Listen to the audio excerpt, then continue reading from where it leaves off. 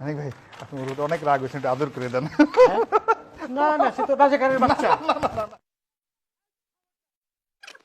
আপনার কোনো অধিকার নেই আমাকে রাজাকারের সন্তান বলার। আমি একটা মুক্তিযোদ্ধা পরিবারের সন্তান। আপনি আমার সাথে আপনার কোনো অধিকার নেই আমাকে রাজাকারের বাচ্চা বলার। 100 ভাগ আছে। আমি একটা মুক্তিযোদ্ধা পরিবারের সন্তান। আপনি রাজাকারের কথা বলেছেন।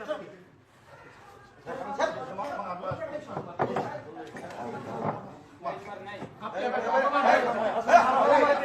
এই ধরনের অপমান আমাকে প্রয়োগ করুন। আমি একটা মুক্তিযোদ্ধা পরিবারের সন্তান, আপনি আমাকে রাজাকার কোন সাহসে বলেন?